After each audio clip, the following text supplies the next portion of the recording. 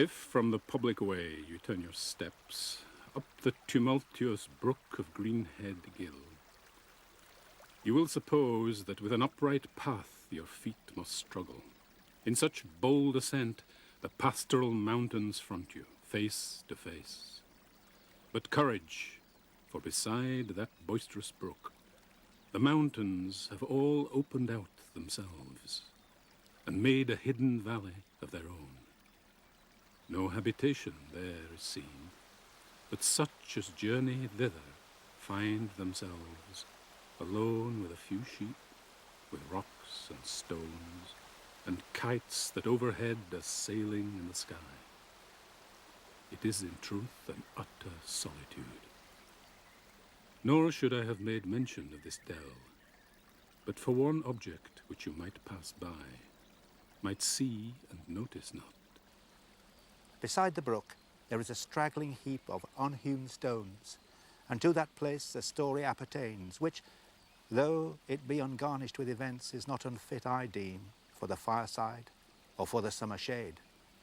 It was the first, the earliest of those tales that spake to me of shepherds, dwellers in the valleys, men whom I already loved, not verily for their own sakes, but for the fields and hills which were their occupation and abode.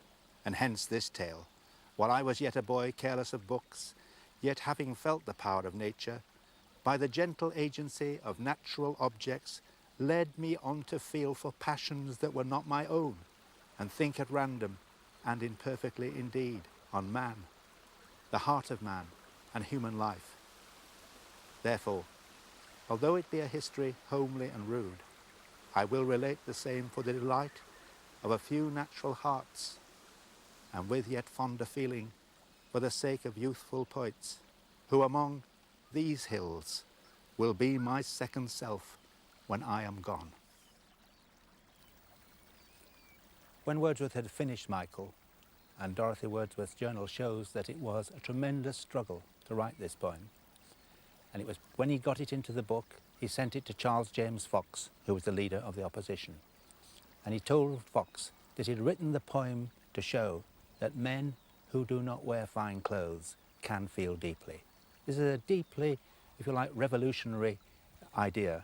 And when the Scots critics, when people like Francis Jeffrey in the Edinburgh Review attack Wordsworth for dealing with simple subjects, in fact they are, as it were, refusing to accept the idea that an ordinary man who did not wear fine clothes could in fact have anything important to show us or to say.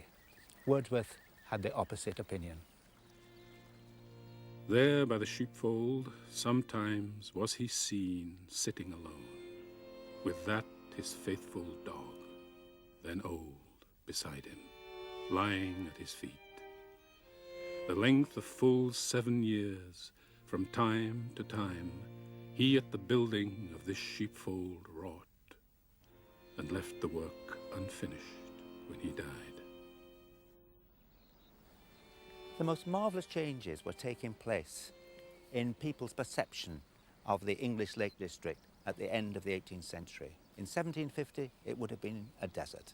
But in 1775, the remarks of Thomas Gray, perhaps the greatest poet of his time, the author of Elegy in an English Churchyard, his remarks about the Lake District, which he'd written down in 1769, the year before Wordsworth was born, were to transform people's general perception of how important this place could be. And of Grasmere he said that it was a little unsuspected paradise, that all was peace, rusticity and happy poverty. And I'm glad to say in the manuscript you find he's just inserted the word happy, as if he knew that it might be a little controversial. But Gray's remarks are taken up by others who have lived in the Lake District, particularly one Thomas West, who wrote the first guide to the Lake District. There are 11 editions, but in it he discusses Gray's description of Grasmere and says he did it from the wrong point. He did it from Dunmill Raise at the other end of the valley, whereas he should have done it from here on Red Bank, on Loughrig Terrace, and put the lake in the foreground, and behind put the dominant pyramid of Helm Crag, and have, if you like, the church below it, acting as a measuring rod, but at the same time giving a sense of the height of the dominant image. And all this was to be presented to the public in an image inserted into the guidebook. The only picture in the guidebook is that by John Feary of Grasmere Lake.